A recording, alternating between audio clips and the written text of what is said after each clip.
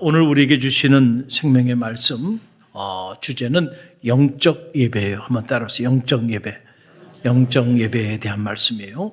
여러분, 예배가 축복입니다.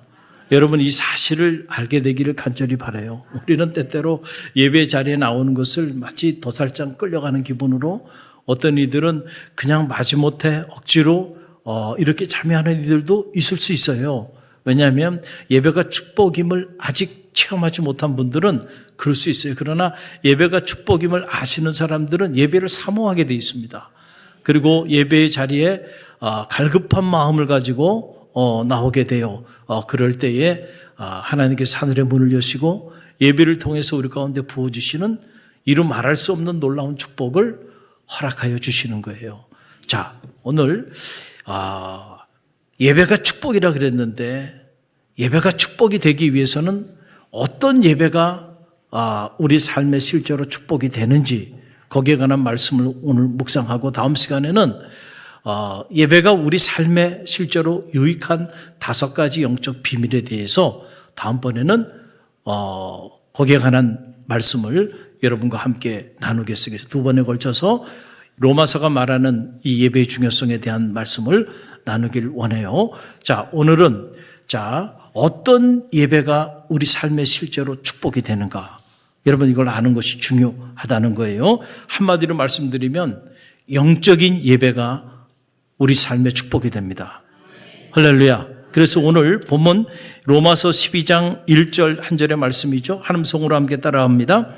그러므로 형제들아, 내가 하나님의 모든 자비하심으로 너희를 권하노니 너희 몸을 하나님이 기뻐하시는 거룩한 산 제물로 드리라. 이는 너희가 드릴 영적 예배니라. 아멘. 자, 그러므로라고 하는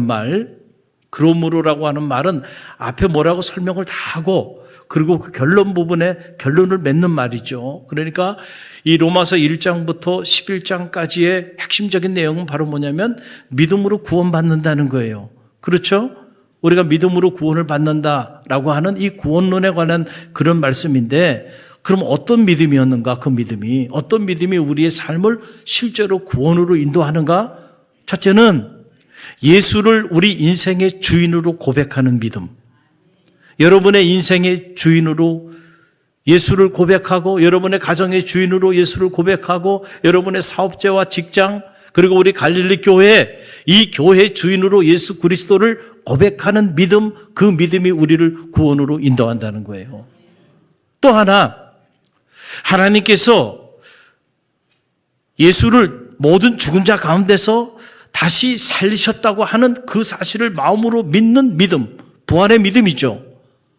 이 믿음이 우리를 구원으로 인도한다는 거예요. 저는 이 믿음이 여러분 가운데 실제하게 되기를 간절히 바랍니다. 자, 이런 믿음을 가지고 살아가는 성도들의 삶은 변화가 오게 돼요. 그 변화 중에 가장 큰 변화는 실제로 여러분이 예수가 여러분의 인생의 주인이 되고 하나님이 그를 죽은 자 가운데서 살리신 이 힘을 실제로 믿는다고 한다면, 그때부터 여러분의 삶은 예배자의 삶으로 바뀌게 돼 있다는 거예요. 하나님을 예배하지 않을 수 없어요. 오늘 찬양으로 하나님을 경배하고 찬양했잖아요. 찬양하지 않을 수가 없어요. 그분께 예배 드리지 않을 수가 없다는 거예요. 그래서 실제로 구원에 이르는 믿음을 가진 사람들의 삶, 그 삶은 예배자의 삶으로 바뀌는 거예요. 그래서 오늘도 우리가 예배 자리로 나아가는 거예요. 그래서 1장부터 11장까지는 믿음으로 구원받는 성도의 삶에 대한 얘기를 하고, 12장의 문을 열면서 그러므로 그 믿음으로 구원받은 성도의 삶은 어떤 삶이어야 되는가? 그 내용이 오늘 로마서 12장 1절 말씀에 다시 한번 읽어봅니다. 그러므로 형제들아, 내가 하나님의 모든 자비하심으로 너희를 권하노니 너희 몸을 하나님이 기뻐하시는 거룩한 산 제물로 드리라. 이는 너희가 드릴 영적 예배니라. 아멘. 성도의 삶은, 구원받은 성도의 삶은 한마디로 말씀드리면 예배자의 삶입니다. 할렐루야. 그래서 예배에 성공해야 여러분의 인생이 성공합니다. 여러분, 이 사실을 꼭 명심하세요. 여러분이 이제 믿음으로 구원받았으니 여러분의 삶은 예배자의 삶을 사는데, 그 여러분이 드리는 그 예배가 하나님이 기뻐하시는, 하나님이 받으시기에 합당한 영적 예배가 되기를 간절히 바랍니다. 그럴 때 그 예배가 여러분의 인생의 축복의 문을 여는 거예요. 그래서 예배가 축복이 되는 거고, 그 사실을 체험한 사람은 예배를 사모하게 돼 있고요. 예배의 자리에 나오지 말라 그래도 자기 목숨을 거는 겁니다. 예배 드리지 말라 그래도요, 예배를 드리게 돼 있어, 그런 사람들은. 할렐루야. 왜냐하면 예배가 축복임을 알기 때문에. 예배를 드리지 말라 그러면요, 여러분 이거 어렵습니다. 제가 대학에 있을 때 연세봉사단과 함께 한 30명 학생들, 그 다음에 두 분의 교수님, 두 분의 직원 되시는 분들 함께 저 인도네시아 스카푸미 지역, 자카르타에서 한 73km 떨어져 있는 곳인데, 그것의 연세봉사단 이름으로 봉사활동을 나간 적이 있어요. 거기에 가나안 농군학교가 그곳에 있어요. 그래서 그것을 베이스 캠프로 해가지고 저 순다족이라고 하는 그 인도네시아 사람들, 특별히 중고등학교 학생들 그 교육 봉사를 갔어요. 가보니까 정말 교실이 엉망이고요. 아이들은 너무너무 예쁘고 뭐 교복도 입고 이런데 보니까 시설이, 교육시설이 너무너무 안타깝더라고요. 그래서 제가 그때 참 마음에 여러 가지 많은 영적인 도전이 됐고, 그 도전이 제가 갈릴리교회 오게 된 한 가닥 한 줄기 이유이기도 해요. 그때 제가 마음에 결심했어요. 내가 대학에 은퇴할 때까지 대학에 있지는 않겠다. 기회가 되면 하나님이 나를 이런 선교 현장으로 불러주신다고 한다면 내가 한 50대 초반쯤에 그 부르심을 받고 좀 사역을 하고 싶다. 그런 마음이 제 안에 밀려왔고, 그러면서 우리 연세대학이나 이화여자대학 같은 이런 좋은 미션 스쿨을 세울 수 있지 않겠는가. 그런 마음을 불리듯 저한테 주셨어요. 현장에 대한 마음이죠. 은퇴할 때까지 대학에 있을 생각을 가지고 있었는데 한순간에 하나님이 저에게 변화를 주시는 거예요. 그러니까 기도하는 중에 하나님이 인도네시아 스카푸미 지역으로 부르실 줄 알았더니 갈릴리 교회로 부르셨어요. 할렐루야. 그래서 저는 제가 여기가 선교 현장이라는 사실을 한 번도 잊어버린 적이 없어요. 이 선교 현장에 제가 선교사로 나와 있는 거예요. 할렐루야. 그러니까 선교사로 나와 있으니까 선교 사역을 해야죠. 그러니까 우리가 전도도 하고 또 지역을 위해서 사랑도 나누고 이런 일들을 계속 우리가 하는 이유는 사역을 해야 되잖아요, 선교사가. 할렐루야. 그런 마음을 가지고 이렇게 사역을 하고 있는데, 제가 드리고 싶은 얘기는 거기 갔더니요, 예배를 드리지 말라 그러더라고요. 왜냐하면 인도네시아만 해도 네덜란드에서 거의 한 400년 이상을 식민 지배 받았던 곳이에요. 그런데 그들이 떠나고 난 다음에 그 지역에서는 완전히 거의 100% 이슬람권으로 다 돌아섰고요. 기독교 인구 0.12%밖에 남지 않았어요. 그래서 거기서 예배를 드리거나 그러면은 이 가나안 농군학교 문을 닫아야 된대요. 그래서 그 가나안 농군학교 안에도 무솔라라고 기도 초소가 있어요. 가보니까 이 이슬람들은요, 하루에 5번을 기도해요. 5번. 새벽부터 시작해가지고, 그 다음에 점심 먹고, 또 저녁에 또 잠자리에 들기. 그래갖고 새벽에 되면 막 도시 전체가 막 엉엉엉엉 소리가 막 들려요. 다 기도하는 거예요. 이슬람이 얼마나 그 강한 줄 아세요? 우리나라 지금 이슬람이 많이 들어오고 있는데, 지금 이슬람하고 우리 기독교인들하고 이 영적인 전쟁이 일어난다 그러면 제가 보기에 지금 상태로 말하면 우리 다 집니다. 그래서 무서워요, 그분들의 열정이. 근데 거기에 그 농림부 장관 했던 분이 은퇴하고 그 가나안 농군학교에 교관으로 와 있었어요. 그래서 그분하고 틈이 있을 때마다 이런저런 얘기들을 많이 나눴는데, 그분이 그러는 거예요. 이 네덜란드 기독교인들은 그들은 말은 잘했대. 근데 삶은 아니었다는 거예요. 그러면서 한국의 그리스도인들도 그러냐고 물어보더라고요. 그래서 점심을 먹는데 거기 그 인도네시아 사람들이 거기를 도와주고 거기서 일을 하는 분들이 있어요. 테이블이 쭉 있는데, 근데 이분들이 테이블에 앉질 않고 저쪽에 구성에 이렇게 쪼그려 앉아가지고 그게 자꾸 식사를 해요. 제가 마음이 불편하더라고요. 그래서 저분들도 같이 테이블에 와서 우리 같이 좀 식사하면 좋겠다. 그랬더니 얘기를 하는 거예요. 그런 얘기를 하는 거예요. 이분들이 오랫동안 그런 대우를 받았어요. 이 네덜란드 크리스찬들에게. 그래서 이 백인 그리스도인들, 그 사람들 때문에 이 사람들은 예수 그리스도를 이런 식민 지배자의 하나의 부적신 정도로 보는 거예요. 그러니까 그 땅에 기독교가 자리하기가 어려운 거, 해방 이후에. 오히려 그 사람들은요, 일본 사람들을 더 좋아해요. 가보니까 전부 다 오토바이고 뭐고 다 일제야. 이게 대체 어떻게 된 거야?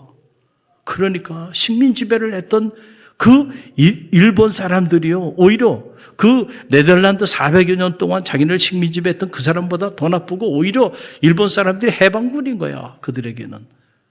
그런 걸 보면서 그 이후에 기독교가 거기에 자리를 하지 못하게 된 거예요.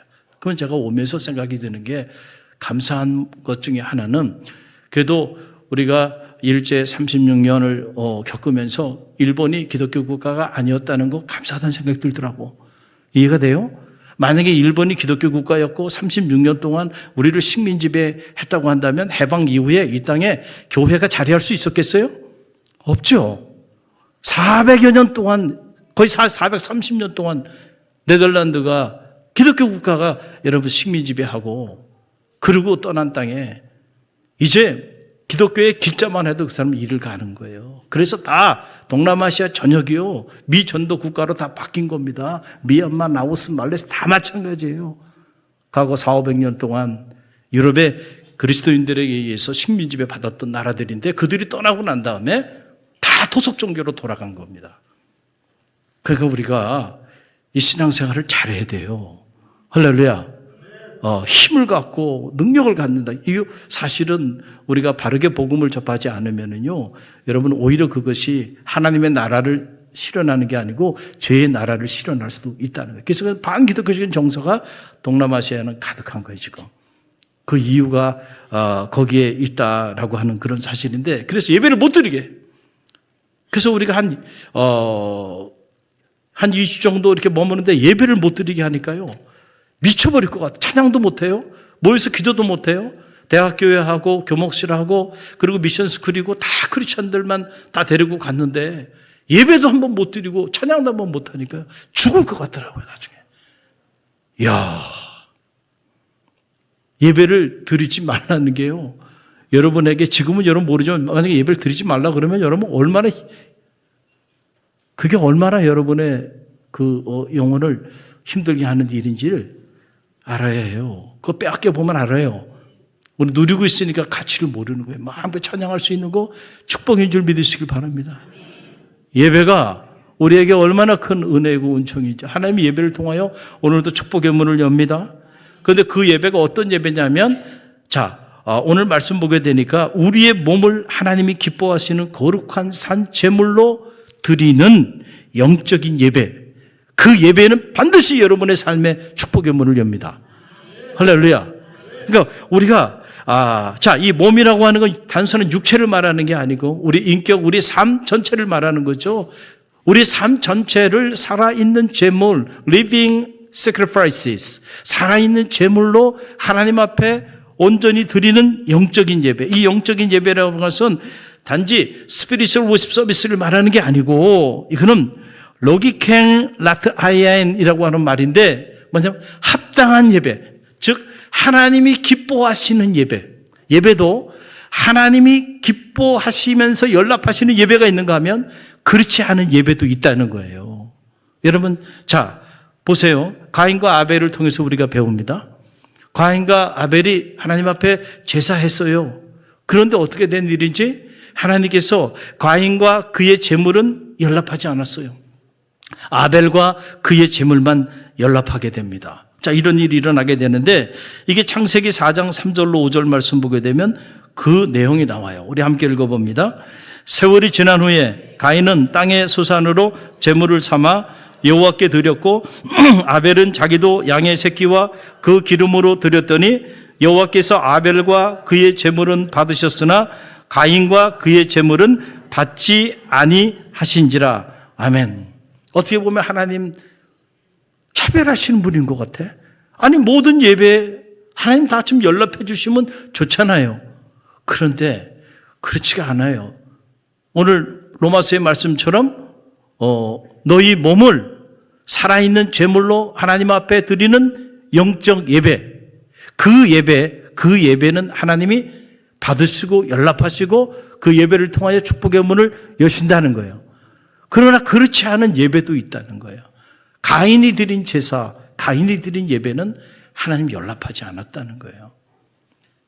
그 왜 그랬을까? 차이가 뭘까? 여러분 히브리서의 그 내용이 나와요. 히브리서 11장 4절 함께 읽어봅니다. 믿음으로 아벨은 가인보다 더 나은 제사를 하나님께 드림으로 의로운 자라 하시는 증거를 얻었으나니 하나님이 그 예물에 대하여 증언하심이라. 그가 죽었으나 그 믿음으로 지금도 말하느니라. 아멘. 한 사람은 예배 드리다가 인생이 망가집니다. 그 가문이 망가집니다. 한 사람은 예배 드리다가 하나님의 축복을 받아요. 의인이라 부르심을 받게 되고 하늘문이 열려요. 그 차이가 뭐냐면은 한 사람은 믿음으로 예배했다는 거예요. 아벨은 믿음으로 하나님 앞에 예배함으로 더 나은 제사를 드렸지만은 가인은 믿음으로 하나님 앞에 제사하지 않았다는 거예요. 그러니까 예배, 영적인 예배, 즉 하나님이 받으시기에 합당한 그 예배는 조건이 있는데 그 조건 중에 가장 큰 조건이 바로 뭐예요? 믿음으로 드려야 되는 거예요. 오늘 여기 여러분 찬양했죠? 찬양도 믿음으로 찬양해야 돼요. 할렐루야. 말씀을 들을 때도 말씀도 믿음으로 들어야 돼. 기도도 믿음으로 해야 돼. 그럴 때 여러분 그 기도와 그 찬양과 또 그 말씀이 우리 가운데 살아 역사하면서 축복의 문이 열리는 거예요. 할렐루야. 자, 그럼 믿음으로 드리는 산제사, 영적 예배, 그것의 실체가 뭘까라고 하는 것인데, 그것은 여러분 레위기서에 보게 되면 거룩이 행복이다, 세속 성자의 길이라고 하는 제목을 가지고 제가 지금 글을 쓰고 있는데, 레위기에 보게 되면 예배의 본질에 관해서 이스라엘의 5가지 제사 의식을 통해서 우리 가운데 예배의 본질을 설명해 주고 있어요. 예배가 뭐냐 이런 거예요. 첫 번째가 바로 뭐냐면 따라해보세요. 번제예요.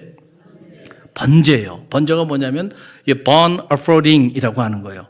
이 번제는 제물을 하나님 앞에 드리는데 이 제물을 드려서 완전히 태워버리는 거예요. 그래서 그 향이 하늘에 향기가 오를 때까지, 그래서 완전히 제물이 사라져 버릴 때까지 드리는 제사. 1,000번제, 1,000번을 그렇게 드리는 제사를 말하는 거예요. 솔로몬이 1,000번제를 드린 거예요. 그러니까 이 번제의 정신은 뭐냐면은 철저히 하나님 앞에서 나를 커미트먼트 하는 거예요.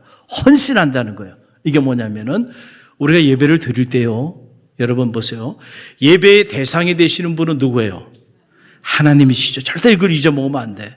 우리가 찬양을 부르는데 이 찬양을 누구에게 올려드리는 거예요? 하나님께. 오늘 우리가 기도하고 또 오늘 우리가 예배 자리에 나가는데 이 예배를 지금 누구에게 올려드리는 거예요? 하나님께 올려드리는데 예배의 대상은 하나님이고 예배의 주체자는 누구예요? 여러분 자신이에요. 할렐루야. 그래서 예배는 콘서트가 아닙니다. 그렇죠? 여러분들이 그냥 예배 관람객으로 앉아있고 찬양팀이 찬양을 잘하는지 목사님이 설교 잘하는지 그거 여러분 구경하다가 잘하면 은혜 받고 잘못하면 여러분들 은혜 받지 못하고 그러고 돌아간다 그러면 여러분 평생을 하나님이 기뻐하시는 합당한 영적 예배를 드리지 못할 수도 있다는 거예요. 그러니까 여러분들이 예배자의 자리에 나와서 예배할 때 반드시 뭐가 있었냐면 커미트먼트. 누구든지 나를 따라오려는 자기를 부인하고 자기 십자가를 지고 나를 쫓을지니라 그랬잖아요. 자기 부인이에요. 철저히 내가 죽어져야 돼. 예배자 자신인 내가 오늘 이 예배를 통하여 하나님 나의 자아가 죽어지기를 원합니다. 나의 자아가 하나님 앞에 완전히 태워져서 산 제물로 드려질 때 그 예배가 축복이 되는 거예요. 수천 번의 예배를 드렸는데도 아직도 내 자아가 내 고집이 그게 주인이 돼서 내 인생을 끌어가고 있다고 한다면 아직 이 번제를 드리지 못한 거예요. 그 예배의 5가지 요소 중에 첫 번째가 뭐라고요? 번제. 완전히 태워버려야 돼. 내 자아를 태워버려야 돼.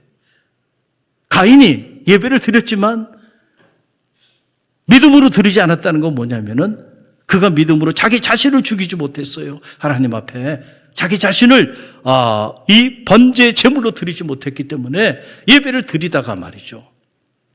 자기 동생을 쳐 죽일 생각을 합니다. 이 얼마나 끔찍한 일이에요. 시기하고 질투합니다. 예배를 드리다가. 이런 예배 하나님 기뻐하지 않는다는 거예요. 두 번째, 두 번째는 바로 뭐냐면 소제입니다. 소제라는 건 meal offering이라고 하는 건데 이것을 한마디로 말씀드리면 감사의 제사예요. 예배에는 반드시 감사가 있어야 돼. 우리가 왜 하나님 앞에 예배 드립니까? 자, 믿음으로 구원받은 성도의 삶이 예배자의 삶이라 그랬잖아요. 그렇죠? 예수 그리스도께서 우리 인생의 주인이 되기 위하여 십자가에 지시고 자기의 모든 것을 내어주셨어요. 그 은혜를 생각하면 감사하지 않을 수가 없어요. 할렐루야. 그래서 모든 찬양에는 감사가 들어가야 그 찬양이 영적인 노래가 되듯이 모든 예배에는 그 하나님에 대한 감사와 감격이 있어야 돼요. 그래야 그 예배가 하나님이 기뻐하시는 영적 예배가 되고 그런 예배에 하나님은 축복의 문을 열어주신다는 거예요.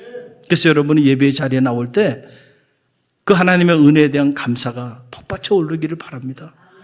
그래서 기도로 예배를 준비해야 되는 거예요.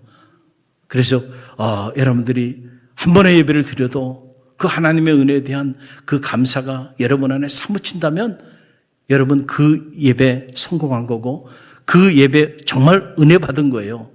할렐루야. 그 예배를 통해 여러분의 삶에 새로운 놀라운 변화들이 나타나는 거예요. 세 번째는 바로 뭐냐면 화목제예요. 따라서 화목제. 영어로 peace offering이라고 하는 거예요. 자, 하나님 앞에 예배를 드려요. 제사를 드려요. 그런데 예배를 드리는 그 목적이 어디 있냐면 하나님과 우리 사회의 예배를 통하여 관계를 회복하기 위해서 또 하나님과 우리 사이의 관계가 회복되고 이웃과의 관계가 회복되게 하기 위하여 하나님 앞에 예배를 드리는 거예요. 그런데 예배는 열심히 드리는데 하나님과의 관계가 좋지 않아. 그거 어떻게 알 수 있을까요? 사람들하고 관계가 안 좋아. 그건 틀림없이 그분은 하나님과 관계가 안 좋은 거야. 하나님하고 관계가 좋으면요 사람들하고 관계도 어떻게 돼요? 좋아지게 돼요. 오늘 점심 먹으면서 우리 새가족 청장년하고 이렇게 평소에 대화를 많이 나눌 수 없어서 오늘 테이블에 이렇게 같이 좀 앉아서 이런저런 얘기들을 쭉 나눴어요. 그랬더니 그 남자 청장년이 그래요. 목사님, 전도도 이게 자존감이 좀 커야지 안 그러면은 힘들겠어요. 그러더라고요. 그래서 무슨 얘기냐 그랬더니 영상을 보여줬잖아요. 영상 보니까 전도 부담스럽고 전도하러 나가면 사람들이 좀 없었으면 좋겠고 자기가 그 내용을 보니까 정말 공감이 되더래. 자기 보고 전도하라 그러면 정말 전도하러 나가는데 사람들이 앞에 있으면 참 곤란할 것 같다는 거예요. 그리고 전도하는데 이렇게 막 좀 안 좋은 눈빛으로 바라보고 자기도 그랬대요 옛날에. 그렇게 자기한테 대하면 자기는 참지 못할 것 같아. 그러면서 그러더라고요. 목사님 전도도 자존감이 높은 사람들이 해야 될 것 같아요. 그러더라고요. 할렐루야. 네. 그렇죠. 여러분 하나님과의 관계가 좋으면요. 무슨 심리학자들이 교육학자들이 뭐 이렇게 하면 자존감이 높아집니다. 뭐 이런 다 어떻게 보면 그냥 참고 자료는 되지만 근본적인 문제는 아니에요. 영적으로 보면요. 하나님과 여러분 사이에 관계가 회복되면요. 여러분의 자존감은요. 세상이 따라올 수가 없어요. 할렐루야. 누가 뭐라 오른쪽 뺨을 대면 왼쪽 뺨도 되고요. 그래 그럴 수도 있지. 저 사람이 아직 주님의 이 십자가의 사랑의 은혜를 체험하지 못했는데 당연히 저렇게 나올 수 있지. 그래 아직 믿음이 연약한데 저렇게 행동할 수 있지? 이 은혜 안에 들어오면 저 사람 저렇게 행동하려도 저렇게 행동 안 할 거야. 아직 이 연적의 세계의 비밀을 모르니까 저렇게 행동하는 거지. 다 그럴 수도 있지 이렇게 돼요. 그런데 이 주님과의 관계가 회복되지 않으면요. 어떻게 그럴 수가 있지 이렇게 되는 거야. 그러면 그때부터 문제가 되는 거야. 아니 어떻게 이럴 수가 있지. 그 뭐 섭섭증에 빠지기 시작하고요. 그 사람과의 관계가 다 까칠해지는 거예요. 여러분, 왜 까칠해져요? 제사를 드리고 하나님 앞에 매일같이 예배하는 예배자로 사는 사람이 아직도 관계의 문제 때문에 어려움을 겪고 있다고 한다면 내가 바른 예배를 하나님 앞에 드리고 있는지를 점검해 볼 필요가 있다니. 수천 번의 예배를 드리면 뭐 하겠어요? 그 예배를 통하여 하나님과의 관계가 회복되고 그리고 사람들과의 관계가 회복돼야죠. 재물을 가지고 하나님 앞에 나와 뭐라고 얘기했어요? 내 형제와 다투고 내 형제와 이 반목하고 갈등 가운데 있다고 한다면 너 예배 드리기 전에 가서 형제와 화목하고 그리고 와서 제물을 드리라 그랬잖아요. 할렐루야. 예배의 본질, 예배를 통하여 하나님과의 관계, 이웃과의 관계가 회복되어지는 축복이 있게 되길 간절히 바랍니다. 할렐루야. 또 네 번째는 속죄제요. 속죄제, sin offering이라는 속죄제. 이거 뭐냐면은 예배를 통하여 우리는 우리의 죄와 허물이 많아요. 의도적이든 무의식적이든 우리는 끊임없이 하나님 앞에 부끄러운 삶을 살아가고 있어요. 그렇죠? 다 죄인이고 허물 많은 사람들이야. 그래서 이 예배를 통하여 내 죄가 사함을 받아야 돼요.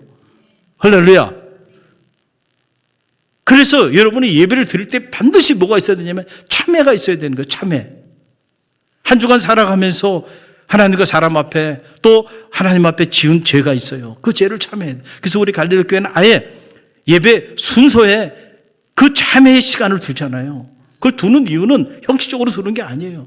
정말 진심으로 한번 자기 죄를 한번 돌아보고요. 하나님 앞에 내가 이렇게 이런 많은 허물을 짓고 이런 품지 말아야 되는 생각, 품지 말아야 되는 의지, 가지 말아야 되는 것, 하지 말아야 되는 이런 일들을 하며 살아왔는데 하나님 죄인이 왔습니다.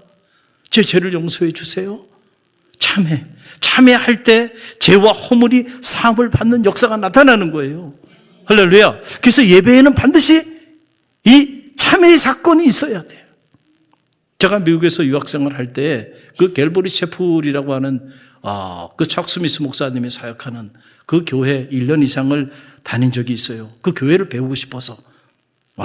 미국의 전통적인 교회들이 다 무너지고 있어요. 그런데 그 갤버리 채플은요, 놀라운 미국 기독교 역사에 유례없는 영적 성장을 이루고 있습니다. 웬만한 교회들이 몇 수천 명씩 모여요. 비밀이 어디 있을까? 설교를 1시간 동안 합니다. 창세기 1장 1절, 창세기 1장 2절. 야, 저거 지루하지 않을까? 그런데도요, 예배 시간이 되면, 말씀을 듣는 시간이 되면요, 지금 여러분 같은 모습이야. 1시간 내내. 이야, 놀라워요. 그리고 말씀을 끝나고 나잖아요. 그러면 예배가 그냥 끝나지 않아요. 말씀 다 끝나죠. 그리고 선포합니다. 오늘 말씀을 듣고 오늘 새로운 삶을 결단하는 사람들, 말씀을 듣고 내 죄와 내 허물을 내어놓기를 결단하고 새로운 삶을 살기를 결단하는 사람들은 조용히 앞으로 나오십시오 그래요. 그러면 앞으로 쫙 나와요. 그리고 나머지는 다 눈을 감고 기도하는데 그때 앞에 쫙 나오고 그 교회 영적인 리더들이, 병신도 리더들이 나와가지고 1대1로 붙잡고요. 그분들 위해 축복하며 기도합니다. 그러니까 이 1시간 드려지는 예배의 사건을 통하여 실제로 새로운 삶의 결단이 일어나는 거야. 그냥 여러분이 무슨 예배 어디 콘서트 가서 구경하고 무슨 강의 들으러 가서 좋은 강의네. 그게 아니라는 거예요, 예배는. 할렐루야. 그래서 여러분이 실제로 여러분 자신이 삶에 변화가 일어나야 돼. 그래서 여러분 자신을 한번 들여다보고 내가 이렇게 살아도 되는가? 진정한 의미의 이 참회의 사건이 있어야 되는 거예요. 가인에게 부족했던 것들이 이런 것들이에요. 하나님과의 관계, 이웃과의 관계, 또 자기 자신을 들여다볼 수 있는 그런 참회의 사건이 있었다고 한다면 하나님이 아벨과 그의 재물은 연락하지만 자기 자신과 그리고 자기 재물은 연락하지 않았을 때는 이유가 있지 않았겠어요? 그러면 자기를 돌아보고 내가 뭐가 부족한지 자기 자신을 돌아보고 참여하며 나가야 되는데 그 참여하지 않았기 때문에 오히려 그 모습을 보고 시기하고 질투하면서 예배를 드리는 중에 마음속에 어떤 생각을 품어요? 저 자식 내가 반드시 쳐 죽이리란 말이에요. 아니, 얼마나 끔찍한 일이에요. 예배를 드리다가도요, 잘못된 예배를 드리면 이런 끔찍한 생각을 마음에 품고 결국 품은 그 생각이 결국 때가 되면 자기 동생을 쳐 죽이는 인류 최초의 살인마가 되는 거예요. 그 살인마가 되는데 최초로 그 생각을 품은 것이 언제 품은 거예요? 하나님 앞에 나와 제사 드리다가 그런 생각을 품었다는 거예요. 그러니까 예배가 뭔 줄 몰랐어요. 그러다 보니까 하나님 앞에 나와 제사하고 예배하며 나아가는데 자기 의의가 살아있어요. 아직도 번제를 드리지 못했어요. 또 소제를 드리지 못했어요. 화목제를 드리지 못했어요. 그리고 속죄제를 드리지 못했어요. 그리고 세 번째가 뭐냐면 속건제, 따라서 속건제, guilt offering이라고 하는 거예요. 속건제라는 건 다른 말로 말하면 보상제라고 하는 말이에요. 캐톨릭에서는 이걸 보석이라고 말하잖아요. 고해성사 하게 되면 맨 마지막에 단계가 뭐냐면 보석이에요. 우리가 세상을 살아가면서 이런저런 의도적으로든 무의식적으로든 내가 잘못으로 인해서 누군가에게 상해를 입힌 일들이 있잖아요. 그러면은 그것에 대해서 보석을 하라는 거예요. 네가 정말로 그거에 대해서 잘못했다고 생각하고 참여한다고 한다면 네가 할 수 있는 범위 안에서 배상을 하라는 거예요. 그거에 대해서. 우리는 너무 값싼 은총, 값싼 용서, 값싼 믿음, 사실은 그냥 값없이 내가 그냥 하나님 아무리 잘못했어도 그냥 하나님 앞에 나가서 하나님 죄송합니다. 하나님 용서해 주세요. 그러면 끝나는 거라고 생각하니까 계속해서 우리 삶이 안 바뀐단 말이죠. 그러나 내가 정말로 잘못한 일이 있으면 그 잘못한 일로 인해서 누군가는 어려움을 당했을 텐데, 누군가는 가슴이 찢어졌을 텐데, 그렇다고 한다면 배상하라는 거야. 배상할 각오를 가지고 그래서 신부가, 파더가 당신은 그런 일에 대해서 이렇게 배상하세요. 그럼 그걸 가서 해야 돼. 그럼 배상할 걸 생각하면 함부로 행동을 못 하겠죠. 그런 거예요.